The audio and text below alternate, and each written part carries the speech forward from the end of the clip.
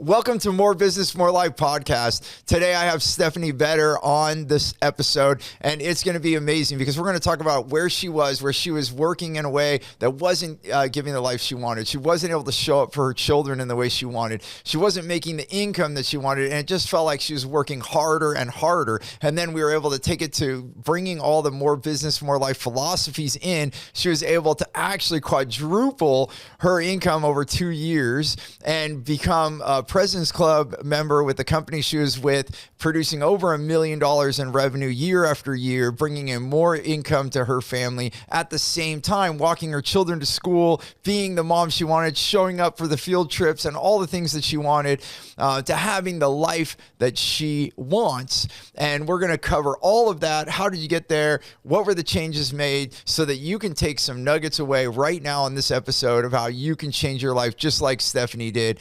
So let's jump into the episode.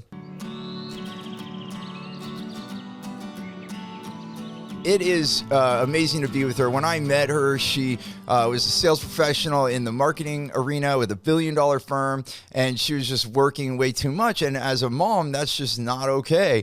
And she wasn't even making the money that she wanted to. And through the processes and systems that we brought into her life, she was able to become $1 million saleswoman multiple years in a row, winning awards, going to the top of her company. And then an amazing thing happened. Lots of changes at that company, as many billion-dollar companies have. And Stephanie was like, hey, you know what? I think it's time for me to go. And guess what? She joined our team. So I'm super excited about that because now we get an asset like Stephanie Vedder, a part of the More Business, More Life team. And welcome to the show, Stephanie. Thank you. What an honor to hear all of that about me from you. Is it's pretty awesome. It doesn't feel real sometimes to just think back about some of the success that I've had and the success that we've had together, but it's very cool. I'm excited to be here. Yeah, and I think that'll be a big part of this conversation is to kind of, we have these shout outs of success, but yet we can go through where you were to where you are. And then this can be a great tool for everyone listening or watching, however people are consuming today. What, I guess, starting there, I mean, maybe like as you hit those marks, like becoming a multi-year $1 million earner and making this happen in your life, like what was that like? I mean, it was great. It felt good in the way that I was doing it. And I think the reason I wasn't able to have some of that success before I met you, and maybe there's not just one reason why it wasn't coming into my life before, but everything felt hard. Everything just felt really hard before. And I just felt, like I was trying to figure things out and make my way on my own. So once, I learned some of the systems that we now get to coach our clients on together, and it just made my job more enjoyable. I had more confidence. I had momentum. I had skills that, I learned and was able to practice and utilize to make everything just have more ease. Like it was just easier. So in the moment, it didn't feel I don't want to say it didn't feel like I was having success, but it didn't feel unnatural. It just felt like, oh, good things are coming my way because I'm doing good things and I'm asking, for people to partner with me in a really good way. And it just kind of came, it just came in a good way, I guess. Well, that's so good. And I want to explore that more. I'm curious to start with, what do you think made it so hard before?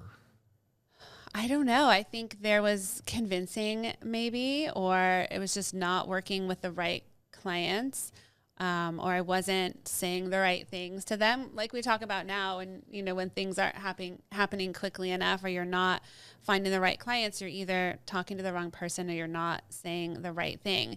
And I think, doing both of that. And also I had a lot of clients. I was working with people that I didn't really care. It's not that I care about everybody, but they didn't seem to care about me. And so I was doing all the caring about their business and putting in all the effort, and they just weren't even meeting me halfway. I was in this position of, I just felt like inferior to my clients, to where I was a bit of a doormat at times. I was just the yes girl. I would say yes to whatever they wanted. I would put in the extra hours and not not being compensated for all the overwork and then not being appreciated for that work. So that is what contributed to a lot of the extra hours, working harder, not smarter.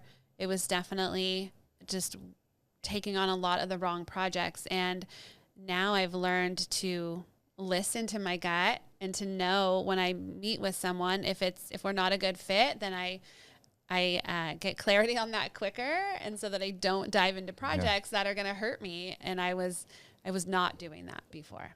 And we're definitely going to get into like how it is now, but when you weren't doing that and you were being that doormat, saying, it's not a win-win, right? It's winning for them. And I find this often, we think, people have just, truncated the whole win-win into making sure the client wins and then suffer.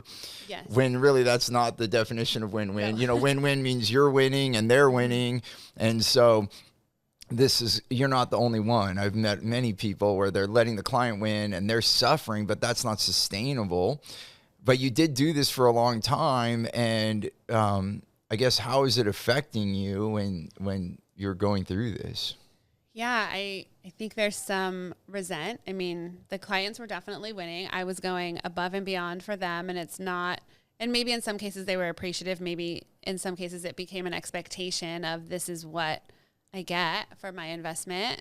And it just caused a lot of stress. I definitely was resentful a little bit. I think at the time I just wanted to help people, and it felt good to have someone, to have my skills be needed and valued, and to know that I could go into a business and do marketing campaigns or help them with their digital presence in any way, and it can make an impact. So I did feel like I was learning a lot through the process, and so maybe I was grateful for that. But it was certainly stressful to get to the place where I was like, oh my gosh, I can't work more hours. I'm not making the money that I want to make, and I can't put any more in. And I just thought that's how it was going to be. I thought that's what my career was going to be like. Like, okay, I'm just going to have to figure out how to make this work. So just basically saying, like, this is the way it is. How do I make this work? Is that what you're saying? Yeah. I mean, I guess that's what I'm saying. It was just, I had kind of accepted that, like, this is what my role was, and this is how it was going to be. And I kept wanting more, kept striving for more. But like you said, then if more means more hurt, you start wondering, like, how many lashes can you take? I mean, you're not the only one. I'm not picking on you in any way. Like, how many? I mean, too. Like, how many people do we meet in our life that they're just accepting that life's not fun? Right. A lot, actually. Right. Unfortunately. Like, I think we've been. I mean, like, how did we like bring into our life sacrifice, and it's been really told to us. I mean, I did too. Like, when I started, it was like, if you don't sacrifice, you're not going to succeed. I mean, I think it's fading a little bit now, but it's still a dominant thought in the United States and even abroad. Places for sure, like Japan and other countries, people think Americans work really hard, but oh my gosh, I know a woman from Japan that she worked at a marketing firm, and she would work all the way until the wee hours of the night, take the train back to her condo, take a shower, change into new clothes. Oh, by the way, she slept on the train. Then she took a shower, changed into new clothes, slept on the train back, and started the next day. And so her only sleep was the train ride, which I think was only 30, 45 minutes or something. But then it's almost like you think, like, why even have the condo? I don't know. I don't even know. But, something has to change, so... how did you notice? I mean, because, it almost sounds like you were just accepting this is the way it was. What brought awareness that there was another way? Well, even just as you were talking, I was even thinking about, I was having growth like year over year, but it was really slow. And then the way that the company was it was interesting. My revenue was growing year over year, but my salary was not following that, or my commissions. They kept changing things. And so I actually was not making more, even though I was performing better. So I was really looking at that shortly before we met. It was like, oh my gosh, what am I going to do with this? So trying to work with the company, trying to figure out how I could grow my clients. Like, I was trying to figure it out on my own, whether it was different strategies about just general compensation with the agency that I was partnering Yeah, with. because they're changing your comp plan. Constantly. Yeah. And I was like, okay, wait, I sold more and I'm not making more. How is that? How does that work? And so that wasn't working for me. So I was looking at a lot of things, and then it was just, I think, fate to show up to that workshop one day and just hear that there was a different way and that it could be different. And it was like some hope where it was like, okay, I can't do this on my own. And I think I had a lot of self-doubt in myself, just having tried and not succeeded at a lot of different things, whether it was school or, other jobs, other things. I just took me a long time to sort of find my way. And when I did get into marketing, I really loved it. I really knew that that's what I wanted to do and loved working with leaders, like making an impact in their business. It was exciting for me. And I felt like I was pretty good at it, like right away. So I guess I don't know. I just thought I just was going to keep going and I was just going to keep going, and we were going to have to figure out how to live like this life of a little bit of struggle. Okay. Yeah. And again, like how many people are listening or watching this right now feeling that, it's all over the place. And then I can't remember. So that workshop, was that the one that Giovanni brought me to? That was the group on the peninsula, south of San Francisco. Yeah. That was our educational director for our networking group. And then we met every week and we would bring in some different speakers sometimes, but that was the first time. So a little conference room in Foster City, I think we were in. Yeah. Yeah. Wild times. And so what occurred? So in that moment when you saw me present, what was the trigger or the moment where you're like, oh my gosh, this or that? Like what was your biggest takeaway from that initial discovery? I think I learned a lot from that whole experience. But the first thing that really caught my attention was when you had mentioned, okay, we're having some success, but we don't have the life that we want. And I was like, whoa, that sounds like me. And then when you talked about systems, because I always felt like that was something that was a struggle for me. I would just go. I was just doing, I was just going, and I didn't feel organized. I didn't feel like I had a really good plan. I had always tried to do goal planning and goal setting and all of that, but I didn't feel like I had any system. So that word for me was definitely a trigger of like, oh, system. So I could maybe create a system that would allow me to have more success. And then when we did the WOW client exercise and you had asked me to think about, one of my WOW clients and describe that experience, like what was that like, and we talked a lot about what that was for me. And I had dozens of clients and really none of them fit that description of WOW. I had one that was WOW-ish, but then I realized I really didn't know them. They were WOW on the revenue side. Like they actually were one of my larger clients, but the partnership was not super WOW. So I had pieces of WOW in my business, but so that whole concept was just like mind blowing of, oh my gosh, I could not have to work with all these people who were so ow. And I had a lot of ow, and some were really ow, like mean. Like I would make me cry like every week because they were just, every week. I had one client in particular who every week, and this was earlier. This was like before digital marketing. This was in direct mail. I had to call him every week to collect payment for his direct mail ads that ran that week. This is what he told me he wanted it to be from the beginning. Like, oh, just call me on Friday and we'll settle up the bill. And I was like, okay. And then when I would call, he was so annoyed that I called. He was a very important man, like self-proclaimed, like very important, very busy, didn't have time for me. I was like a little peon, insignificant, just not even a fraction of a percent of his week of consideration. So it just made me feel small, but it was like my biggest client at the time. And I was still sort of coming up and learning everything, marketing. And so I just dealt with it for weeks. And he was, I such an empath and I'm super sensitive. I'm typically not someone you would think would be in sales because I'm highly affected by what people think and what people say. And so, I just ended my week in tears often. Yeah. That really stinks. Oh my gosh. I'm so sorry you had to deal with that. But this is very, very common. And that's why, I think I never would have thought, as a teacher and educator for CEO founders and entrepreneurs, like, as I've taught you, I let the education unfold, like what's most important.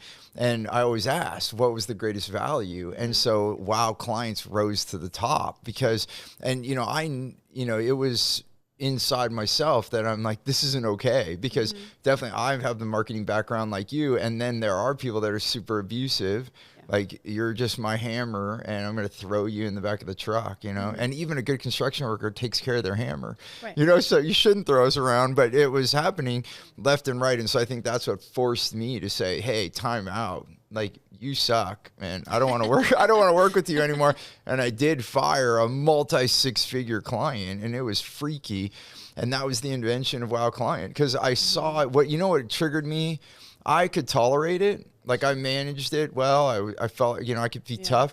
But when I started seeing my employees cry because of the way one of our clients treated them, and then I remember the last straw was this one client, they treated me so respectfully. And then one of my employees was like, this is horrible, and told me the story. And then I asked the rest of my staff, there's like 4 people working on this account, and all of them were being abused. And none of them were telling me. And, because they knew it was our biggest account at the time. And I was like, I had to call the client. I'm like, this is unacceptable. Like, I never knew that this is how you acted, because you never did that to me, but you absolutely cannot cheat. And I think that was the trigger point now, thinking about that. I don't know if I've ever expressed it in this way, but the point of like no return, kind of, so to speak, where I was like not going to tolerate it, was when I started seeing my staff get abused by people. I was like, okay, you're done. Like, this is it. I told them, you're warned. You do this again. And like a week went by and it was fine. And then by the second week, they started doing the same stuff again. And I called, and it was scary. I'll admit, I like got on the phone, and like I said, this is like multiple 6 figures. And I hired a new staff member just to manage part of this account. And I said, we can't work together anymore. And then my whole team was freaked out. Right. And I said, I called a meeting, and I said, who wants me to call them back and like renegotiate? And no one raised their hand. So I said, okay, that's what I thought. We're just going to, even if we have to go find 3 or 4 clients to replace this income, I'd rather do that. And everyone agreed, and that's exactly what we did, and everyone was happier. And then that was the invention of Wow Clients. So that's what Stephanie's talking about for everyone listening is Wow Clients are like the amazing ones that you want to work with, that lift you up, your energy goes up. And then the ow are the ones that hurt you and take your energy down. And it really is worse than just accepting that money. I mean, it literally takes you down. And just to end that story, my company was doing less revenue. I figured out we actually started to make more money by letting them go, because not only were they mistreating us, but they were sucking the energy out of my company. And we had no space to go find Wow Clients, because we were just 80% of my company's time was managing this one client. Yeah. It's insane. So I guess to toss it back to you, Stephanie, as you started to take the Wow Client principle into your work, what happened? It saved me a lot of time, saved me a lot of heartache. I think I didn't let all my clients instantly go at that point, but if their campaigns were coming up for renewal, maybe I didn't push for that renewal. I don't remember if I actually went to people and tried to like reset expectations. I can't remember if I did that. Maybe I did that gradually. But I started to just change some of my language, and I didn't pursue somebody if I met them, or if I was referred to them, or whatever happened. If I didn't have a good feeling like in my gut, I didn't pursue it. I didn't ask for next steps. I just, tried to give my best advice, or I tried to find them, like I tried to refer them to somebody else. I just stopped taking on those projects. And looking back at the ones that were out, like there were definitely signs that I just ignored, because I just was like, well, I got to get the business. Like, I have to get the business. And there's a quota, right? Oh, yeah. It's in your position. Month, yeah. We have a quota, and then you're paid based on if you meet that quota and how far over it you go. And so, but that was really short-sighted to look at it that way, because then you're just hitting that number, when really I could have been blowing that number out of the water by working with the right clients. So I just But we don't know that. Like, Sure. that's the hard part. But now noticing that. Right. What was the noticing of that? I mean, I guess I know I'm interrupting, but was there a fear, like, because you just heard me, you just met me, where you like, I mean, I don't know if it's often people like go full on all wow clients, but was that, oh my gosh, did I really let this go? Like, what were the feelings around this transition? Yeah, I think I wasn't, so after that, so I did take that in and I really paid attention to that. And then I think there were other things that happened in my life. So I wasn't able to get to a workshop. I think the next step was like to go to a workshop and to really dive into wow clients and to really elevate that learning. But just that awareness, just that knowledge, even that permission for someone to say, hey, like, think about the experiences you really enjoy. And what if we went after more of those and only those, was like, I think it just like slowly worked its way into my practice and into my business. And I even just started, like saying in conversations when it was a selling situation or whatnot, and I was talking to someone and we were going through the sales cycle, I would say, if I need to ask you a lot of questions to see if I'm the right fit for you. And by the time I make a recommendation, that means that I'm really confident that I can help you. And if I invite you to work with me, it means that I believe strongly that we're going to have success. And I only invite people to work with me that I think it's going to be a wow experience. So I started using that in my language. And so people, for one, it went from like me asking for a sale, which always felt like begging to some degree, like, oh, please work with me, please pick me. My slide deck is the most amazing. Our products are the most amazing, to this is a partnership, and I'm choosing you almost more so than you're choosing me, because I'm only going to operate and run your campaigns if I feel really good about our relationship. And it's not just, the business need to the solution that I have, but it's like, do we want to work together? We're going to work closely together. Like, this is, we're going to meet often. Like, we have to like each other. So I would say that right up front. And I think it took the seriousness of that person on the other side. They were just much more serious. They paid more attention. So it really started from like the very first conversation with people, of just even how, like, what my presence was.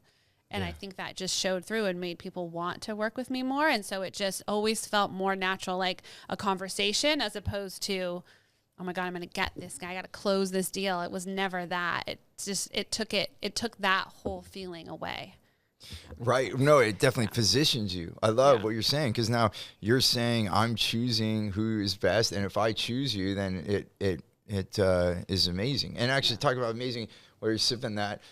I made you this Aura cacao. That's what we're having here. And Jonas, the chocolate maker, has done some amazing things. So 100% cacao. And I learned from another scientist, I forget his name off the top of my head right now, but you can look it up. There's a study with cardiac patients, and they just recently did, and then it doubles your stem cells when you drink 2 cups of this. So yes. So yummy. Cheers. Yeah. It's so yummy. Thank you, Aura Cacao. Yeah. Thank you, Aura Cacao. Yes. Lots of this out. Little plug for Aura, but yeah, they played a huge role in my recovery from being paralyzed, because of all the good fats that cacao has, and the minerals and all the things. So anyway, I just wanted to share that with you. No, it's okay. Yeah. I've really been enjoying Aura Cacao for years now with your introduction, and I always drank it sporadically over time, but for the last maybe 3 months or so, I've been drinking it every day, and I definitely notice a difference in how I feel. And I'm even working with like a new holistic doctor, and he's like, wow, it's pretty remarkable, like the results that you're getting, like on my protocol. And I know strongly it's because I've even added this in, like, to all the other things I'm doing for my health right now. I've added this in on a regular basis. And even my doctor's like, wow, this is pretty amazing. Like, when we do all my scans and stuff. That's so cool. Yeah, to hear. Yeah, you're another study. Yeah, that's so cool. And so, well, thanks for sharing that. And I'm glad that you're getting those results. And I mean, that's the thing about, they call it health care, but you know, a lot of times it's sick care. And so here we are actually doing healthcare. Like we're taking care of ourselves, and which is also comes back to wow clients. That's healthcare. Because, oh my gosh, stress. Mental health is a big, big thing. Stress is huge. That's the secret killer. You could eat all the right food. You could, you know, work out every day, but if you're stressed and that stress is affecting you, there's good stress and bad stress too. You can study that. You know, they're, you know, putting a little bit of stress points in our life, but it's how you feel about it. But when an owl client is draining you or making you cry every Friday when you have to collect payment, like, I know. And I've been in some situations where maybe I did make a mistake or something and somebody reacted a certain way, but in that case, I hadn't done anything wrong. And I was like, why is he so mean? Yeah. What is wrong with this guy? Yeah. Karma, I think, caught up with him, but who knows? Yeah, childhood traumas or whatever. You know, like I try to look at it too now. I didn't always. I used to get angry, but now I'm like, well, man, I wonder what happened to this person to have them react in this way. So I have a little bit more empathy for them. You know, I found as I got older that people that are bullies, they've been bullied. Like if you could actually get enough rapport with a bully and look them in the eye and say, who hurt you? There's going to be an answer almost every time, you know? Yeah. So that is very freeing now to have that insight. And I've adopted that for the last couple of years. And like you said, if somebody is treating you badly, just get really curious, like what must have happened to them to cause them to behave in this way. It's typically, you know, I think most people are born good and we want to contribute to the planet in a good way. And so when people are not acting okay, like they're usually not okay. So. Yeah. And it doesn't mean, just to say, so they're saying that you don't have to hang out with them. No, you know what I mean? Yeah, like I just want to say that out loud. Let it go. Whereas I used to take things very personally. Like, what did I do to make them so angry? Yeah. But really, they're angry. Yeah, the anger is not coming from what you did. It's like inside of them. They're already just an angry person. So, yeah, I'm with you. Okay, well, anyway. This is beautiful. This is beautiful. Okay, so you start, and what I'm hearing is you know, and I do tell people this, and maybe this is the way you went, but, you know, sometimes it's not possible to fire all your clients, right? Especially when you have a quota and you have a family, you know, you're bringing income into your house or for your kids and your partner. You know, sometimes the best approach is to no longer take any more owl clients. Yes. And if there's any severe ones that make you cry every Friday, then it is highly recommended to let that one go. But ultimately, so one by one, if I'm hearing you right, you just decided to only take WOW clients and then basically start filtering out the owl ones as you could. Was that your approach or yes. What was it? I think it was, a combination of, I was really selective, started to be way more selective about who I invited to work with me. And then I did start to let people go, or I would not renew them, or I don't know that I actually had to fire anybody. That guy was long gone by that point. That was before, just an extreme example I understand. of what had happened in the past. And then I maybe tried to reset with some people and just sort of take my power back, like in a good way, but like sort of get my hands around the reins again and just try to refigure out a way for us to work together in a way that was more beneficial. Yeah, that makes sense. So then what was the result of this for you? Like, I mean, I had pretty tremendous growth, I think, within... Wait, so you took less clients or maybe it wasn't less clients, but you got rid of the owl and then you had more growth. Yes. I'm only emphasizing that because the first thing when you hear this and you say you're only going to take WOW, people think, oh, it's automatically going to be less because you're being picky. Yeah. So can you really explain that? How did you do this and then actually have growth? So I think there's a couple layers to it. I got really clear on the type of client that I wanted to work with and what they might be going through and then the value that I provided. So I was able to better articulate what I wanted. I did a lot of like networking out in the community. I was really active with like the chamber and just really worked on like building my brand and my reputation with the people in my area, even though I could work with people all across the country. I really was like serving most of the people like in and around where I lived. And so I think I was able to better speak what I wanted and ask for that. And then Ask me the question again. I was basically saying, how did WOW clients bring growth? Yeah, I mean, yes. because what you're Okay, so saying yes. is, that you went for WOW, which for a lot of people listening for the first time hearing this would say, oh, you're being picky about your clients. And that's usually in our mind, most people I talk to, they immediately think it means less income. But you just said you had growth. And I'm asking, like, how did that happen? So being able to know what I wanted from my clients, whether it was the size of the project. And so I think even knowing that, like, I don't want to take these little $100, $1,000 campaigns, and not that that's not WOW for somebody, but that wasn't where I was at. Like, I had surpassed that level with my expertise. And so knowing the types of clients that I wanted, going after, I guess, more of those.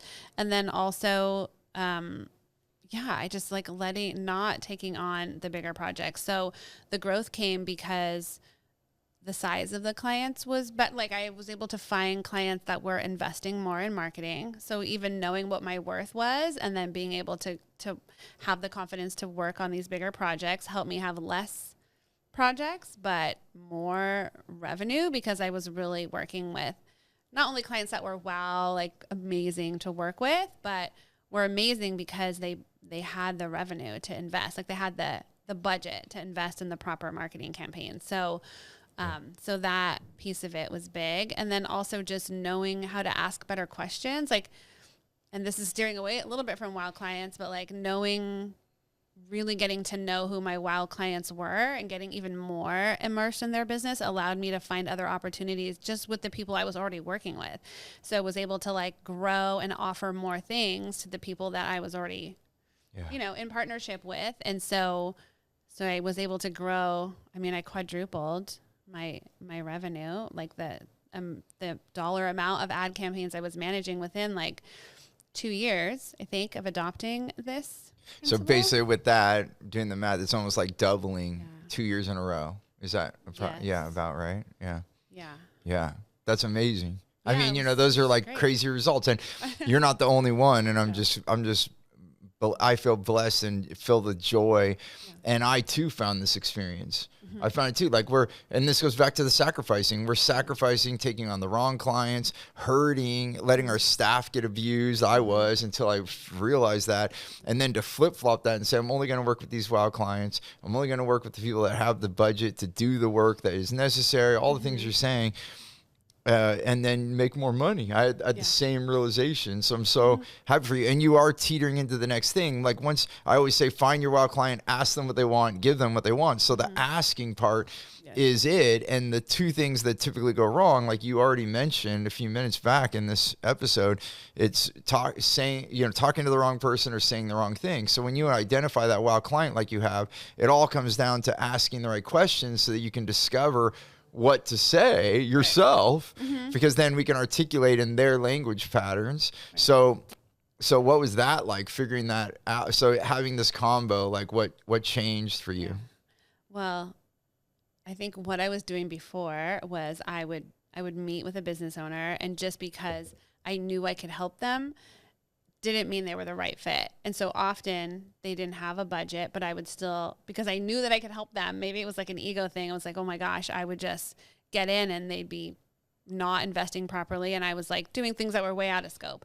And so I think knowing who I could work with and what that looked like and what the proper investment was. Like if I met those people, I'd say, oh my gosh, I know somebody who, was maybe working with clients that were smaller, and I would be able to pass them off. So I even created this like referral network to where I could make sure that those people were still really taken care of. Because I think I always felt guilty that, oh my gosh, they're asking for help. They need the help and I know how to help them. But that didn't mean that I was the appropriate person to help them, because they couldn't invest properly. So I spent so much time working with clients who weren't really paying me. And so letting that go just allowed me to focus on the people who were investing properly, the people who, still needed the help, and then I could help them. Makes sense. And then that all makes sense. And so then how did the language patterns come in? Asking the right question, Yeah. I mean, that was big. So then as I started to get more WOW clients, really just checking in with them interviewing them, asking them what the value was so that I could understand from their words what it was that they enjoyed, what were the results that they were getting. And then also like what was happening before me, like what was the thing that caused them to want to seek a marketing partner, to have that person be me.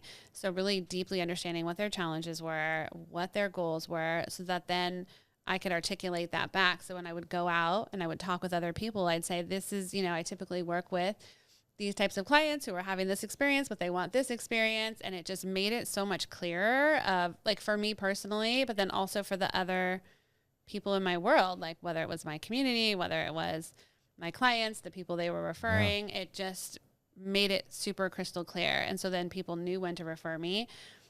They just knew when to refer me business. So my referrals went up, like the amount of people who were sending business my way because it was clear. And so knowing that was big. And then also helped me decipher too, like, this client is not for me because this is not aligned with like where my sweet spot is, I guess. Yeah. Because then you could filter properly. And then, like you said, refer to your referral network. So having the wow client concept and then asking the right questions so you could go deeper and get clarity around your language patterns so that you could attract the right people. When you had all that, what did having that do for you? Well, it just allowed me to have a way more enjoyable business, like really enjoyed what I was doing. I was able to design my business around the life that I wanted. So, I had young babies at the time that we met. They're much older now, 11 and 7. But I wanted to walk them to school. I wanted to volunteer in the classroom. I really wanted to be present. It was hard enough to go back to work, after maternity leave. And I am someone who likes to work. I do like that. I have that entrepreneurial spirit. Like God bless them mamas that stay at home and do that, really important work. But I always knew that I wanted to have both. Like I wanted to have something else for me too. So to be able to have some harmony around that, I guess, like to be able to go and do work and have that fill me up in the way that it did. And then also be able to be there for my kids to like read in their classroom or go on field trips or whatever. That was while I still had a successful business of people who really appreciated me. Like I just felt, it just was a good feeling. Like it just felt good all around to feel like I was an asset and like an extension of people's business that they really relied on. Yeah. It just felt good. Yeah. You're contributing. Yeah. Yeah. So, and just to echo this back, so you quadruple your business in 2 years and you walk your kids to school and go on field trips and do all that stuff. So you're getting like the business and the life, more business and more life. Here we are on the show. Yeah. And it's real. I mean, this is why we do, part of the show is to teach, but part of the show is to share that it works, because by you sharing your story, you help other moms out there, other people out there that think this is impossible. So obviously it is possible, but maybe share in that too. Like, the curiosity that it is possible, but then having it mature, having all of this, what did having that do for you in your life and your family? Like, yeah, I mean, it sounds too good to be true. Like even looking back, I'm like, wow, how did I do that? Like I wouldn't have thought that I was someone that could have had that success. And, even being able to take my kids on like a 2-week vacation to Maui, like that is not something that I ever thought that I would have been able to do. But I mean, so the vacations, but you do have to design it. And I think even just hearing you say that, I do have a special place in my heart, like for moms, like the mama entrepreneur, because we're doing it for our family. Like there's an extra layer of like our why. And I get it. And I did it the hard way. And I'm not saying that I have it all figured out still. Like life is learning and I'm still, you know, you have to constantly take action on what you want and figure out, like, as your family grows and changes, how to keep making it work, because it's always an adjustment. But having that sort of core, that foundation of, I want to build this business around my life, and making that the priority helped me be better, like when I was at work or when I am at work. So again, I'm pretty sure I lost track of what your question was. No, I think you're on point, because it is a thing. I was going to ask you, what other challenges did you overcome? But you're talking about designing your life. So this is another thing we teach in More Business, More Life is that, many of us go for the money, right? And I know I did this, and I know you did this too, because, you went for the quotas, you went for the sales. We all think this illusion that, or delusional, like we're delusional that I'm going to go make money and then I'm going to have the life I want. And then we tend to make the money and then we're like, wait, this isn't giving me anywhere closer to life. In fact, a lot of ways it takes away our life. So I guess, what you're talking about right now is that you chose to design your life, pick when you're going to be with your kids, pick when you're going to be at work. And then what I heard you say right now is that then you were able to be present in both of those. You could be more present in work, because often we find ourselves at work thinking about our family, or we're with our family and we're thinking about work, and then you're not present. Mm-hmm. And so I think that's where you're going. So I'm just echoing all this. So maybe describe how you chose to design your life. And then I know, and that's a big part of More Business, More Life. It's a choice. Right. So as you went to the workshop and you learned this, that we're choosing how to design our life, then we build our abundance around that. So when you started to learn that through the program, what occurred? Maybe take us through the steps of the change. Yeah, you have to prioritize what you want. And so it does start with the pause and like taking time to figure that out. I think as you're going and as you're so busy, you're on the hamster wheel, like you're just going and you're just going through the motions. You get up every day, you do the things, you tackle your to-do list, and then you just get up and do it again. But if you don't really take that time to stop and ask yourself, which is so interesting to me, even so many of our clients now, they're like, wow, I never really stopped to think about this. They're just hustling, they're just doing, but they don't stop to design it. So 100% it is a choice, and you have to figure out what that looks like. What are the little things I want to do every day that would just make my day so much more beautiful? Or what are the things I want to do every week, every month, every year? Like, what are the big things that I want to accomplish? And I think a lot of people think about that and they set goals towards the big things. Yes. Or they just have it out there as like, this is this thing I want to do, but maybe don't break it down and like roll it backwards of like, okay, if I want this big thing here, what do I have to do every year, every month, so breaking things down in a certain way to really figure out how to make these things possible. That way you're always making some type of progress towards it. And so, yeah, knowing that those were those things, like being able to check in with myself and say, well, what do I actually want my life to be like? What do I want my experiences to be like? Not just for me, but for my family, made it so then that was something I could move towards. Like I could actually take action on. And so, yeah, it was like started with deciding that this is what I want, and then figuring out the plan to make it be a thing. Yeah, and I think that's the thing. I want to dig into this, and it might feel unusual to dig into this in this way, but I think we're really complacent in this, because the thing, I know I knew what I wanted ultimately. Mm-hmm. Sure. I had an idea of that, and I know you did too as I met you, but then it's that like planning part. Yeah, it's like way out there. It's like, oh, that's retirement, like, sure. Which that's the delusion too. Like, I think in More Business, More Life, and just to say it out there, is like, we're like, in a way, anti-retirement. It's like, if you're doing the good work that you want to do, and you do it in a reasonable amount of time, pretty much we all work part-time when when we design our life, and then we're living while we're doing our good work. So that's obviously where we want to be and where you and I have found ourselves. But let's go back just one step. We do kind of know what we want, but we don't do it. And that's what you're describing, right? You literally make a plan. And it's interesting. We do this in work. Right. We're like, oh, I have this quota. And if I want to make this much money a year, I need to make this much a quarter. And if I want to make that much a quarter, I need to make this much a month. And if I want to make that much a month, I need to make this much a week. And we'll do that in business. Mm-hmm. It's so interesting, like why we don't do that in our life, right? And so that's what I'm hearing you say. So maybe describe that, how you notice that difference. It's like, yeah, I know what I want, but I'm not doing it. And then you literally took just goal setting, but brought it down to the smallest steps so that you could start achieving your life. Am I getting this right? Or what would you add to that?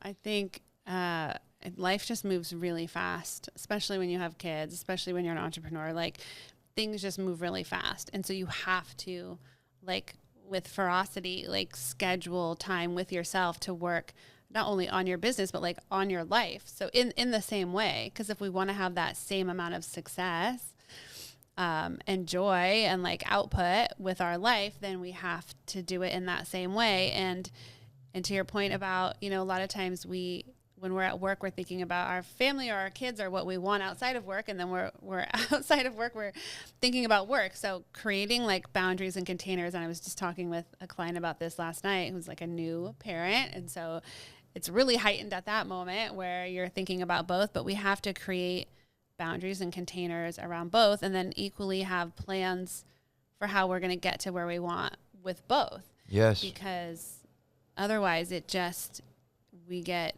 caught up in it, and we're being carried away. Like it's taking us instead of us driving it. And I'm not saying that doesn't still happen sometimes, but then I notice it more quickly and I'm like, whoa, okay, hold on, time out. I need to reset. And even if it's like, I need to take half a day and get my head right about where I'm going and where I'm at in the process, it's time well spent. And so that's, I think another big thing is like being okay with, just like stopping everything and like calling a timeout to make sure that you're checking in, because it just goes. Otherwise, life just goes. Life will make you very busy if you let it. Yeah. That's, I don't know why a rafting, have you ever been whitewater rafting? Many times. Yeah. So, you want to use the current of the river. Like you want to be smart about that. So we want to use some of the inertias of the universe and all that. But then at the same time, you got to still row. Otherwise you're going to crash into a rock, So, and that's why if you let life just happen, there's a lot of beauty in that, but then there's still a rock. And, we were given eyes and senses to notice rocks so we can avoid them, right? And there's a little bit of movement in that, right? So it's a bit of both. You want to use these energies. So I guess that's what I'm hearing. You're going with the flow, but you're also giving direction and you're choosing where you want to go. So like, even the going to the river analogy, it's like, well, what river? Like it could be any river. Which one does our family want to go on? And when are we going to go? So ultimately you're planning as detailed in your personal life as you are in your business life. And when you did that, what did having that do for you? Well, it just meant that I was having more experiences personally where, the weekend wasn't coming up and I was just hanging out, like recovering from the week. A lot of times that's what it was early on. You just hustle so hard and so much stress during the week that the weekend is just unwinding enough to get up and do it all again the next week. And so, I think just, it just brought a lot of clarity, like more organization, more planning. And it was tricky too, because for me, I got a little caught up in just like being a planner, where it was like, oh my gosh, everything was planned. I had to know what was going to happen. Then that got a little extreme, so I had to like pull that back a little bit, and now just finding some balance around like being able to be present, being able to let things go with the flow a little bit. So being able to coast down the river when appropriate, but also knowing when to turn it on. Like right. I think it's funny you bring that up, because I've been really relating to that the children's story Goldilocks. Yeah. Isn't that the one? It's like, this is too cold and this is too hot. Yes. And then you find the just right. And I've definitely done that. There was one time, I was such a workaholic. I don't know if I ever told you this, maybe I did. I was such a workaholic that then at one point when we moved back from Australia and we had sold everything, then I got no tools. Like we didn't even have a screwdriver in the house. Yeah. It was like ridiculous, because I was like, I'm not doing it, because if I have tools, then I work when I get home. I was like, I'll do this project and that project. So I went all the way extreme, and then it was dumb. Like I was realizing it, because I just need to unscrew something, and you have to hire someone. Oh, get a handyman to unscrew that, because I refused to have a screwdriver, and I really did this. This is an honest, actual thing. And then I quickly realized, the first step was I got like a little tool bag with like just an assortment of Allen wrenches and stuff. That was the start. And I still highly resisted it, and then over time I found, okay, this isn't good either. Like doing a little bit of these things and then knowing when to do it and when not to do it, so I know what you mean, by finding the just right, did that take a while, or I'm still in the process of that, it's never perfect. I'm definitely so much better about it. I was so heavy on just the business and, just trying to make sure that was all afloat. And just being more proactive. I found that I was like so reactive for so long, just like dealing with stuff or letting things pile up to the point to where it was like a problem. And so now just trying to get ahead of things. But then not getting too caught up in the future too. It's like such an interesting, delicate dance.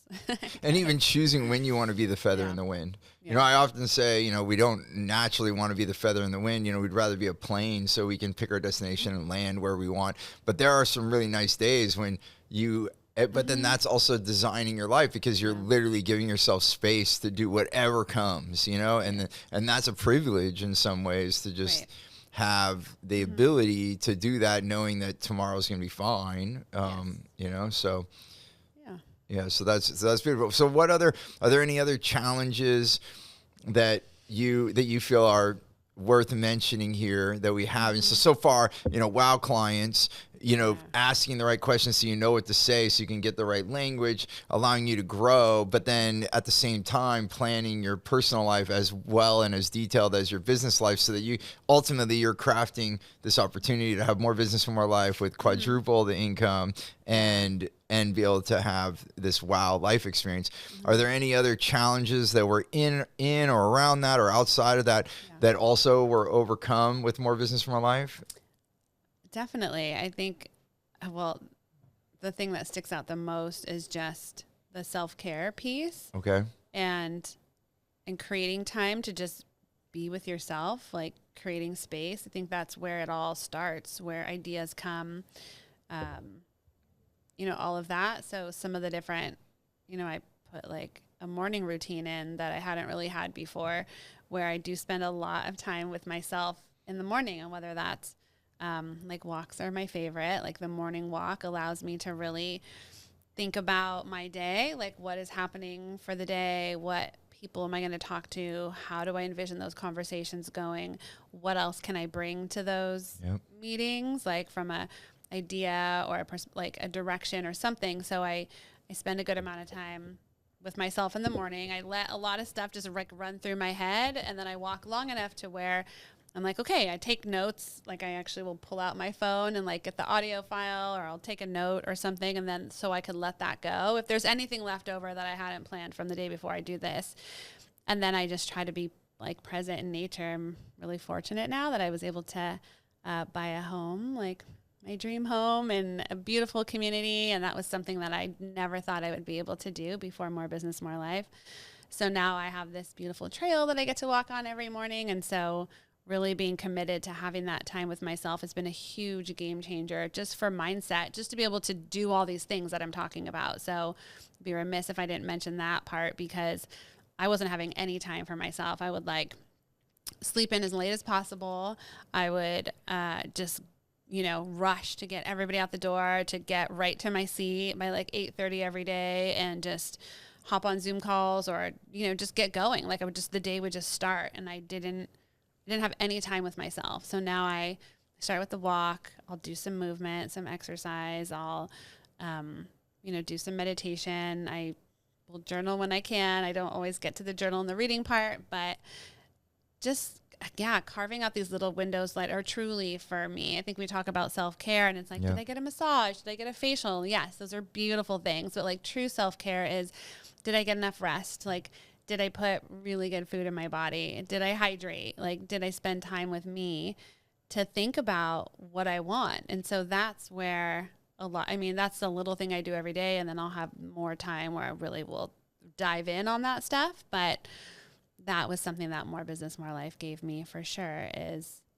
you know, that ability to just create space to be with myself, to make things happen. And so once you did that, once you started taking that time, because we often think, oh, this is a luxury, and you know, I better not do it. Especially as a mom, I find like moms are the toughest on themselves, because not only, especially a working mom, so you're working and then you're taking care of your family, like you're like the last position, and it shouldn't be that way, right? Because it's like the oxygen mask. You know, we always say like when you're on a commercial flight, if that oxygen mask falls, you know, who is just to put it on first, right? And that yourself, because if you can't breathe, you're not only not helping someone, but you're the person that needs help all of a sudden. Yeah. And then we don't take that into our life, into that consideration. So how is that like being a mom and choosing that? Was it difficult for you, or when, you know, and then once you made that decision, then what happened? Yeah, it did take some time. I don't know if I wasn't able to, but that's not something I did initially when my kids were smaller. Like when they would get up in the morning, they would get up pretty early. So I'd have to get up really early. So I would spend mornings like snuggles. Like that was my self-care at the time. So I think the self-care will change depending on where you're at. And like, especially if you're a mom, where your kids are at and what they need. But then that was like the way I enjoyed. Before I was able to do it in this way, I would spend those mornings just like wrapped up with my kids. And that was really heartwarming for me. But I found that it did start with a conversation with my partner, right? Like, here's what I would like to do. Here's what I feel like I need. And then thankfully have someone who supports me endlessly and it's like, yes, if that's what you need, I got the mornings and then I get the evening. So it's just figuring out like, when is that you time going to be? And then figuring out when the family time is going to be. And if you know when these different, you know, all these different buckets are going to take place throughout the day, then you could really be in those moments in the day. So when I'm with myself in the morning, I'm not thinking about, you know, oh, what am I not doing over here? Because I know I have that scheduled for another part of the day. Yeah. And then my kids, it's funny. My daughter was, so they were home from camp this week. They were home, just kind of hanging out, doing the summer thing, which is great. Like inside, outside playing forts, the whole thing. And I heard my daughter, I guess they were role playing some game, and she was talking about how she had to go get ready for work and, you know, where she was going. And it was like, she was playing me. And it was like really cute to see like, oh, I got to get my tea. And then, oh, I got to do this. And it was just funny watching her sort of move around and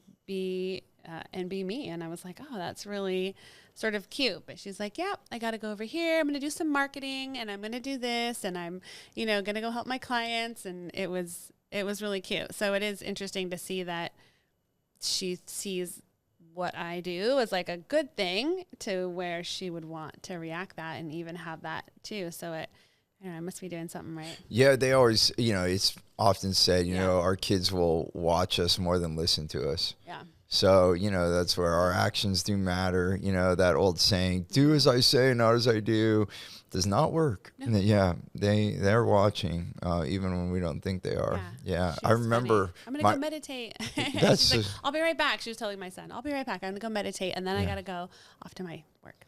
It's not popular. I know when I first started, I was still working really, really hard. And we, you know, we had our children.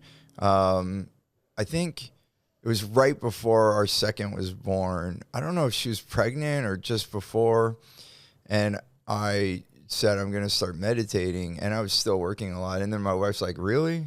Yeah. Like, do you not have enough to do? And then now you're going to do one more thing away from our family, was the initial reaction. And then I remember later, because it took me a long time to get going with it. It was not easy. Like I started and stopped, like the routine. And then once I got it consistent, I think our first daughter, maybe both daughters, when this happened, no, I think they were both born. So both my daughters were born. So after like, let's see, it would be like a 3-year period or something of almost 3 to 4 years, finally getting consistent. I remember a Sunday brunch. We're sitting at the table, and my son says, and he's quite young at the time, he said, Dad, did you meditate today? And I'm like, no. And then he said, I can tell. And then my wife looked at me and she said, me too. And then from that point on, it was like, you go meditate. Like, you're like, get out of here. Like, you could tell my demeanor was changing. So it's that drastic. You know, so now taking this self-care into your life, for you, Stephanie, what does having that do for you now? I think I'm just calmer. Like I'm more patient. Like I'm more present, and granted, not every day, but generally more in the moment, and just more well thought out. Like I know what I want. I know what I envision, and I take that time to visualize like what I want. And so it makes it that much easier to like step into that, I guess, as opposed to just showing up. And I think, you know, you have to be open to let things come as they may, but my intention for what I want the day to be like, what I want my family time to be like, what I want my client time to be like is much clearer. Like I take that time to set those intentions, and it just, I don't know, it's just smoother. Yeah, it sounds like it. I mean, definitely. And I know from my own experience too, it is, right? You know, so these are stacking up now. So you have wow clients. That means you're choosing these awesome people to work with. You're finding their language by asking them questions. So now it's easier to explain and communicate with the world who you work with. So more referrals and all these things are coming. You know, more than quadrupled your income, the amount of sales you're making, and then that interpolated into your own income. And then you're planning your personal life and your business life. So all that starts to happen. If it's not planned, it's not going to happen. And you're proving that here. And then you added in all the self-care so that you could rest well and be the best you, right? This is awesome. Congratulations. Awesome, yeah. I mean, well done. I mean, and you did this. You know, we often talk about more business for life, and I don't take like full credit. Like I feel like I'm the person on the tarmac with the lights, you know. I do often say this to everyone, like you're the pilot. Like I didn't come like run your life, you know. I had to figure it out. You did that. Sure. You did that. I just was helping you not bump yourself so much, right. you know. So yeah. So congratulations on taking action and making this happen. I mean, and the results are there, and life is so much more amazing, right? Yes. Yeah. Thank you. I love you so much. Yeah, I love you too. It's been amazing. And that's why we're working together, because it's wow. Yeah. So when you have such a wow experience, we can go past being clients, becoming great friends, and then now having you be a part of our movement is super exciting to me. Yes. Likewise. It's an honor and such a pleasure. I think probably since we started working together, we, you know, just had like a bond, which I'm sure you do with a lot, like all of your clients. But I don't know, I didn't see that this was where it was going to be, but it also makes a lot of sense just because of all the like synchronicities and everything that we've had. And I'll say, you know, this didn't all happen overnight. Like all of this did take work. Like if you want to change your life, it's not going to happen in 3 months or 6 months. You will start the journey, and you'll have hope and faith and excitement in a new way, but you do have to take action. Like you do have to, you know, learn, you have to figure it out, and you're still going to make mistakes. I'm still not doing things perfect, but I can't even imagine if I didn't show up to that educational series that Giovanni put on 7 years ago, like where my life would be. I have no idea. So I'm just very grateful. Yeah. Well, that's amazing. Well, I want to talk more about that. I just want to check in before we move past this. Were there any other challenges?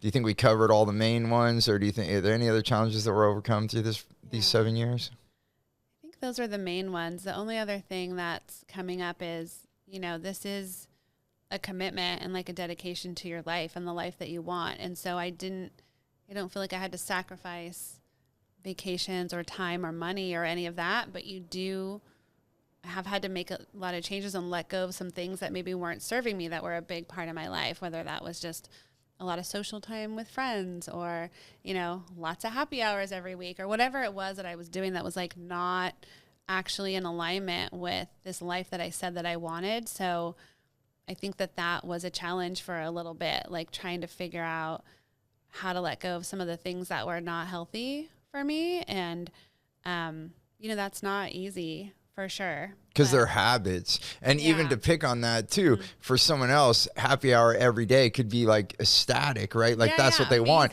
But you, I want to articulate this so it doesn't get passed by in the wrong way, because I know you so well, but you were planning your life, and then you start looking at what is priority, and those things were deprioritized, but they were habits. Right. And so then sometimes habits are hard to let go of.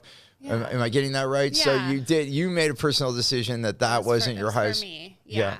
It was just in conflict with what I actually said that I wanted. And so that was a little bit of a process too, to be like, well, how do I fit in all these things that, and maybe something was bringing me joy before. And not that it's not still lovely now, but it's not as much as it was. Like these other things are bringing me more joy. So it definitely takes some trial and error to figure out what are the things that really spark joy. Like what is what you really want, like your body, your day, like what do you want all that to be? And then you have to put that first, because you can't. It is true. Like you can't have it all. You could have a lot of it. You could have a lot of what you want, and things could be really, really good. But a lot of times you have to figure out what needs to be let go so that you can step into, that ideal, that like whole wow life, whatever that is.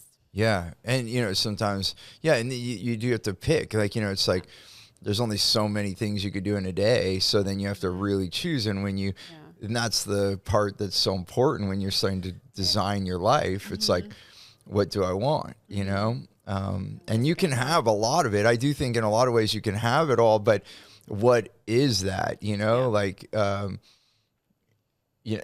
then put that in there, and then the reality comes in, and then you're like, oh, maybe I don't want that as much as I thought, or, like that's not as important as this. And I was settling, so I think there's a lot of ways that the journey unfolds. And I too have taken things out of my life that were constant. And I thought that you never thought that I would let go of, but it's totally right. Because then you get really, really real. Right. Did I say real enough times? Really, really real about what you really want. And then it's like undeniable. And if you want that, you want to choose that, and then you want to plan for that, then letting go of other things does become easier, because you're like, oh, wow, that's inhibiting me from that. Yeah. Yes. Yeah. And I think I just wanted to go deeper on that, because I think that's what you meant. You let go of some things that were fun. Yes. But they weren't as fun as where you wanted to go. Right. I'm still having fun, but in a different way that's like way more in alignment and like supports all these other big goals that I have. Yes. Understood. And so I guess with all this said, how would you articulate the specific results of having more business and more life in your life? I mean, it is just that, like, my business has grown. It's still growing. And so, 2 years ago, we decided to partner together, and I was able to come in and use some of those same principles to, to find clients to work with here. And that has been great. Like, I've been really blessed to have some great wow clients, with our work together. And so so just having more business and knowing that like there's so much cool stuff that we're going to do together too. I'm really excited about our movement and where we're going. And then, I mean, it's as simple as that. Like, I have to be able to have more business and more life at the same time without sacrifice that's the dream. Yeah. Like, when we say that to people, when I'm out in the community and they look at my name tag and it's got more business, more life, they're like, I mean, that's what it is, right? I'm like, well, yeah. What it is. That's what we want. That's it. Well, and so then let's talk about that. How was this transition? Like, how did this come about, right? Because, I mean, you think about it, you have a wow factor, you're working with your company, you got to over $1 million in revenue multiple years in a row, winning awards. I mean, it's like, and you're living the life. And then, as many big companies change, and we don't have to get into all the details of that, but I know change came, but like let's, go to the decision to partner, like, because I think that would be good for everyone to know. And then also to share more of our story, since we're here on the podcast right now. Right. Yeah. What brought you to the decision to say, hey, I think I want to join the team? Yes. Well, things were going well in my business, just running. It was maybe at like 1.2 million there. And so I was starting to get noticed, like in the company. I'd had, a couple of President's Club achievements. I was part of like a Diamond Elite Club, which is like the top 5% of like 1,000 or so sales reps across the country. And so I was having this success, and I also, had control of my calendar, and I had started to get noticed, and I was working with a really great team at the time. I really enjoyed my director and our VP, and those people I respected, and I really liked working with them. And so an opportunity came up to move into a leadership role, like a manager, to have my own team. And it was something that I wanted when I was like in my 20s, when I first got into marketing, because the managers were so cool. Like I remember in the office, they were young, they were awesome. Everybody were like, they were just held on a pedestal. And I was like, oh, that was something I always wanted. But then I kind of like put in the back of my mind, it became like not as important. But then it was offered to me, and I sat with it a lot, and I felt like it was, for some reason, it was what I needed to do. I kind of think now that the reason I needed to do that was to actually get me here now. Yeah. But, so I did that. So I had a team, and I had like 6 of us, and we were having some success. You know, we were growing revenue, but I was actually making less and working more through that time, just as we were, you know, starting over a little bit. But it also happened shortly after, like, you know, through the pandemic. So I was on Zoom calls from like 8:30 to 5:30 every day, like having to run and be late to a call just so I could use the ladies' room. And it was just, I was exhausted. Like Zoom fatigue is a real thing. And my calendar was open to my team. So if there was like a little piece of time in there, somebody would book it. So I just had no time to myself. So it was the complete opposite of everything I had done and built and worked for. And I tried to make change. I tried to teach what I had learned and like what I had done to be successful. And it wasn't super receptive. It didn't work in the corporate model that I was in. So I tried to like affect change, like show a new way that it doesn't have to be like this. It's tricky from like inside rather from the top. That's why a lot of times we work with the CEO founder, because then they can say, this is what we're going to do. So I understand in rare cases, it's worked from somewhere in the organization and people recognize how awesome it was. And then it like expanded, but a lot of times it gets suffocated. And I think that's what's happening. You're getting suffocated through their system. Yeah, I tried. And then I was also, because I was left a little bit alone because I produced, like I was a producer. And so I think my methods weren't fully questioned, but that was not the way that most people ran their business at this organization. And so, so then I was having to like hold people accountable to do things their way, like not, even though I was trying to infuse my way, I just felt so out of alignment. I was like, I can't even stand behind what I'm saying. So it didn't feel good, but I felt a huge sense of responsibility for my team. I really cared. I didn't want to let anybody down. And so I was like, okay, I'm just going to figure this out. You know, I'm new to this role. Maybe that's some of it. Let me try to figure this out. But then I was having to work nights because all the work from all the meetings during the day had to be done at some point. And so my daughter was still young. She was maybe, I don't know, 6, 7, maybe 7, 8. Anyway, she was like still pretty young. And I would like write out my schedule the night before and leave it on my desk, which was just in a little corner of, you know, our 2-1 house that we were renting and living in. And she would write herself into my schedule, like, cause there were times where I missed bedtime, or, you know, we used to read at night. I would read and sing to them every night before they went to bed. And I had missed a few of those. And so she started to come in and like in color, draw on my little schedule and write it in. And I wish I could tell you that was like, it only took one time of that happening. I just didn't know how to get out. I didn't know how to not keep going with what I was doing. It was what we were even talking about earlier. You just get caught up and you're just doing it. Yeah. Because you don't stop to go, oh my God, what if I don't do this anymore? I'd been with that company for 10 years. So yeah, I was tired. I was exhausted. And we, you know, I think we started working together again. We had taken a little break because I was like, oh, things are going good. And then we started working together again. And you were trying to help me through that. And it just, I think through that, you saw that I was pretty unhappy. I was like pretty stressed out, sick often, like just like not okay. I was just so tired. I was really tired. And I was like asking inside for a way out, like even praying, like, what am I going to do? I didn't feel like I could just leave. Like I was a big piece of our, you know, income. Like I was really reliant on me and what I was doing. So I didn't think I could walk away. And then the company had a bad quarter and they had mass layoffs. It was like 400 people across the organization. And they had even asked me, there was like 50 managers and I was like the new guy, right? And they said, well, you can keep your manager salary and you could go back into sales if you would like. We would really like that because we value you, but we can't keep you in this role anymore.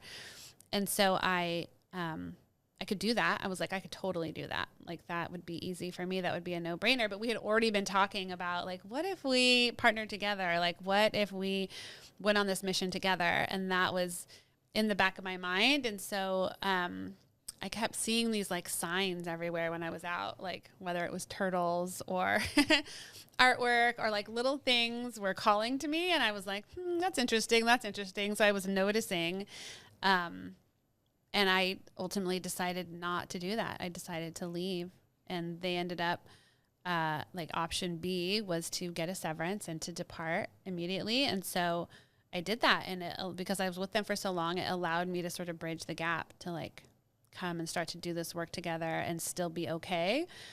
And yeah, just start over. And it was like amazing. It's the best choice I ever made. Well, I'm glad you made the choice. And because at the same time, when I was coming out of my being paralyzed, you know, I had always said, and I know you remember this because I said it often. I said, do what you do best and delegate the rest. I say all the time. I still say it. It's still a great saying. Do what you do best and delegate the rest. If you're going to do something, do what you do best. Yeah. But then after being paralyzed and seeing how my company survived because of the team I had built, I realized, no, I have to delegate everything, even the things I'm good at, because if I don't do that and if I'm gone, you know, even if I'm on a vacation or if something happens to me like it did, that I was paralyzed, I need someone to be able to do it. So I started looking at people like you that have mastered what I taught. You know, because you got to a level of mastery with More Business, More Life, and you achieved that success. And then the opportunity that you're like, I don't really like where I'm at. And I remember how those conversations are going. And I'm like, well, what if, and at the same time I was watching you because you were teaching your team. Yeah. So it was very interesting time. So it was really, like you said, it was destined that you had that manager position, because I think several things from observing you. One, you had this More Business, More Life, and you were having all the success, getting to, you know, millions in revenue and having those commissions, and then having the life you want, and then going to the opposite really fast to say, oh my gosh, now I'm like, not only really like fast. Losing that, I'm like going backwards. So then you're like, okay, this is not okay. At that same time, you're working at teaching others. And I watched you, and you were on the phone with me, and you're like, I just taught them this. And you were literally teaching what we do in More Business, More Life. Yeah. And I said, oh my gosh, Stephanie, you're a teacher of this. And I need more teachers in this movement. I don't want to do More Business, More Life and what we're doing without more help. And so then I do remember the day that you called me and you're like, hey, they're laying off and I could take a severance. And we were just playing Exploding Kittens. And my daughter has the one where it's a special box. It opens up and it plays Fiesta music. It's like, like a mariachi band. And I remember I had that right in front of me when you called, and I opened the box, and I don't even know if I said anything. Do you remember? Like you said, oh my gosh, I'm getting laid off. And I think I opened the box and put the phone over. You did. Yeah, you did. Absolutely. And it was interesting because it was a Friday and I showed up for my one-to-one with my director, and HR was there, and I was like, oh, I know what this is, because I had to let people go in my year that I was a manager. And I was like, okay, what's happening? And so, and I was just like, not scared. I mean, most people think it's a horrible thing to get laid off and lose your job. And not that was the only option for me. They wanted me to stay, but I was like, I was excited because I was like, this is the final sign. This is the sign that I'm supposed to not choose to stay. And I literally got off that call and called you. You were like my first call. I think even before my husband, maybe. I was like, oh my God, Steve. And we celebrated. Sorry, Mickey. I love you, babe. Yeah, it was like, like a half an hour. I just remember like walking around my backyard in the sun, just like, wow, is this really happening? Like, yeah. Yeah, and then I remember it was a Fiesta. Oh my gosh. And then I was super stoked because to have someone with your talent on the team, you just add so much value to our company. So deeply great. It's a mutual benefit. Like now we're helping so many more people together, and it is just amazing. And I think you're right. I think it's really hard to, when you have, you know, your career that you built up over 10 years, it's not so easy to just walk away, even though I think in your heart you knew that. And then they gave you the golden ticket. They're just like, here, you could leave. And we'll pay and you. we'll pay you. Yeah. Okay. Let's go. Fiesta music. Cue the Fiesta music now. And so then, so now looking back, like you said, it's wild to say that it's been 2 years now. Reflecting on that, how is life now over this 2? Because even if I remember correctly, during this 2 years, you've been able to buy your dream house, like so a lot of, so it's not small things, like tons of huge life moments have happened in the last 2 years. Yeah, so much change. And I think being able to, you know, just have some flexibility and freedom and be able to like have all this change in my life and go through all of that while still being able to learn from you and like, you know, bond with our team. We have an amazing team. I'm so grateful for Melissa and Giovanni. I get to like spend my weeks with them and, you know, just get to be working with a company whose core purpose is to help as many others like have the freedom they desire, like just get to work under that every day. And our first core value is love. You see I have my love cup today, which my son generously let me borrow. He really loves this cup and he gets upset when I don't give it to him. He's like, you don't love me, or why didn't I get my cup today? The love cup. The love cup. You know, just to work in such like a positive environment where I get to learn every single day is amazing. But buying a house was something that I had also put in the like bucket of like, that's not something that I get to have. And then through our work together, it was something that made its way back onto my vision board. And so, last year we bought our home and we moved to Rockland. So we did move out of the area, but I have a lot of family here and now my parents are here and hopefully, my sister, my bestie, and the rest of my family will follow and come here soon, maybe. But I'm like building this amazing life in this new community. I'm a homeowner and I just got to go through all that transition and all that change while still having the support of like our amazing team. And now things are, you know, kind of getting into that new normal and we're just in a position to really grow in like a big and special way and help a lot of people. And I'm like elated. I'm so excited. Yeah, me too. It's so amazing. So what would you say, like, I know we talked about a lot. If you were to pick, and this might be difficult, I don't know, maybe not, maybe it'll be easy. What would you say is the greatest value from all this experience together and with More Business, More Life? What would you say has been the greatest value in your life? Yeah, just the joy that I have and like the confidence, like excitement. I don't know, the feeling around it, like how I feel about my life and how I feel about myself it's like not, you know, it's different than what I felt about myself for a lot of my life, you know? So I don't know. Yeah. You mean like, so the joy you have about yourself and that you didn't feel that way before? Is that what you're saying? I think I've always been a happy person. Like I've always had joy in my life, but it's different. Like there's a different vibration and I feel it inside of me. And I don't know. There's like an excitement and a hope for life that just anything is possible. And like, I can really have whatever I want. It's up to me. And so, I just have a lot more confidence and faith in myself, I think, than I've ever had. That's so beautiful. And I think we all want that. And that's a big part of More Business, More Life, because we're asking people to choose, just like you said, not as we illustrated in this episode. Choose what you want in your life, choose what you want in your business, start designing all that. It's like building a custom home with everything that you want. You know, you don't want to leave that to chance. If you're spending your all the money that you have to build your dream house and then you let someone else design it for you and then you're supposed to just have what you want and then you don't, you know, so I think that's a big part. You're literally designing what you want and that, yes, it is possible. So I think, you know, one thing that just occurred to me that maybe talk before we wrap up this episode is like asking for help.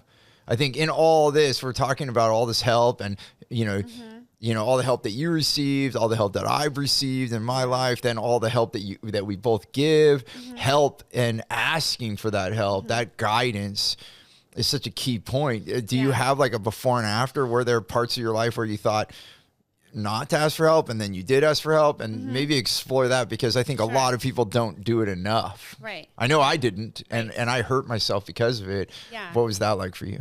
Yeah, I think we just think that we have to do it all, and then it has to all be us, and it doesn't have to be that way. And there's a lot of people, in your life, hopefully, that like love you and support you. And if you just asked for help, you would get it, and it would bring so much relief. And I think at the time when I first met you, hadn't occurred to me to ask for help. I needed like a sign. And so what I think I'm really hopeful for is with all these podcasts and all this cool stuff that we're doing is it's going to be that sign for someone else to ask for help. Because maybe it just didn't occur to them to ask for help before, or maybe they just didn't think that they could. And so now I ask for help as often as I can. I mean, I still hold some things close to the chest, but, there's a lot of freedom in that, because then it frees up your time, it frees up your energy, it makes you not alone in what you're doing, and to have a partner, like to have someone who cares and also has the know-how to help you get whatever it is that you're trying to get is beautiful. And whatever that looks like, from an investment of, putting your pride aside, or a financial investment, or whatever that is, it is 110% worth every penny. I mean, I've invested in myself significantly. I know, as you have, not as much as you have, but I'm sure I will over the course of my life. And it's been the most beautiful, like, return on investment. Like, you just can't put a price. I think people sometimes still will say, like, oh, how much is it? How much is it? Whether it was marketing or what we're doing or whatever. And it's like, well, how much is it worth for you to have the life that you want? Like, I guarantee you it's not going to be that much. Really, at the end of the day. But what do you want? Like, what would you like? And how important is that to you to have that? And if it's appropriate, like, why would you not go all in? And I think when you're on the other side of it, you can't fathom what it could be like if you are having pain, like if there is hurt. But there is hope, and it's not for real. I mean, it's not fake. I don't know. I'm with you. I know when I look at the times I didn't ask for help, I lost millions of dollars. I mean, in my 20s alone, I lost over $4 million. And that was the period of time where I thought if I asked for help that I was weak and that people are going to look down on me or they're going to crush me. And, I just looked at that, and then I lost that. And then in my 30s, I invested over $500,000 in myself, invested in my learning, mentorship, programs, workshops, further my education. And that's 1/8. I didn't realize this at first, but looking back on it, is 1/8 of what I lost. Right. So, and my life was way better, and I would go back now and pay double if I had to have the life that I have now. So to your point, I'm just saying that it's exponential, the value of investment. And I think the best thing we could do is spend money on ourselves. In a good way, right? You could do it in a bad way, but I mean, investing in ourselves to be a better person. So I think it's beautiful what you're saying, and I appreciate you sharing it with all of us. It's been amazing. So I think my last question, what would you suggest? Someone's listening to all this, they're like, oh, maybe I want help. I love what you're saying. I identify with that, but they might, like all of us say, oh, should I do this? Can I do this? Like, what do you say to someone that's on that fence of like, can I do what Stephanie has done? Yes. I would say that, like, commit to yourself is just what's coming. Like, commit to yourself. You can do whatever you would like. It's a mindset thing, 100%. Like, we've heard it a million times. If you think you can or you think you can't, you're right. So, it's just a commitment to yourself. It's not to us. It's not, to be another success story, which, we have many, and that will be lovely. But it's really about you and that relationship, like, with yourself. So if there's someone who thinks they can't have this, I didn't either. Like I made a lot of mistakes, like in my teens, in my 20s. And I even had a journal that said like, oh, I'm just going to be a minimum age worker. Like that's what my life is going to be, because I had like given up on myself completely. And I, like I said, I had made some bad choices and hung out with some wrong people. And I felt like I had screwed up a lot of the opportunity that was given to me. And so I beat myself up about that. And it was, you know, surrounding yourself with people who are like-minded, people who are also on a mission to make a greater impact in the world, make a greater impact in their own lives.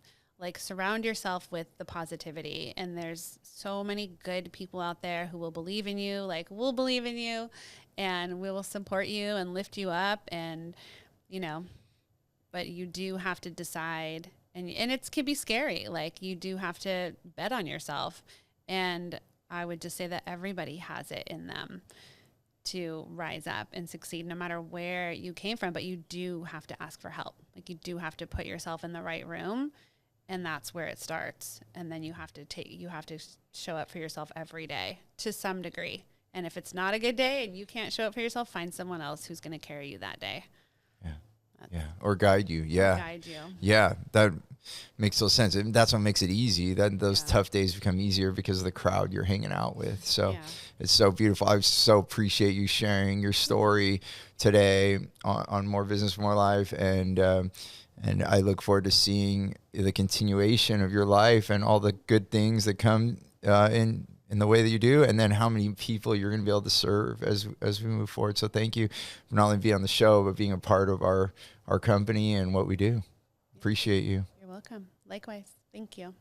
No problem. Well, and thank you for listening or watching the show. We hope you got tremendous value. In fact, we want to know about it. So if you're on our newsletter, hit reply and let us know what was the greatest value from this episode. Yes, we read those things and we want to hear from you because it helps us make better shows. And if you want to know about something or you have questions for us, please put it in there, because then we can articulate that on a future episode. And if you're not on our newsletter, it's really simple. All you have to do is text WOW, WOW, to 72,000. So that's 72000, 72000. Text WOW, and then it'll prompt you to join our newsletter for free. And then you can get all these awesome things. We send out our weekly newsletter, and then we get you access to these episodes, and then even some additional content that's not always made public. So we look forward to continuing to serve you, look forward to having you on our newsletter, and please do hit reply. We really do want to hear from you and create this as a two-way conversation. Not that we're speaking to you, we're speaking with you. And as always, remember, until our next episode, choose gratitude and create freedom. Thank you. Thanks for listening to the More Business, More Life podcast. I hope you got value. And if you did, we have so many more things for you at stevenapolitan.com. You'll be able to connect with us on social media. We are active. You can ask us questions. I look forward to having you on the next show. Until then, remember, choose gratitude and create freedom.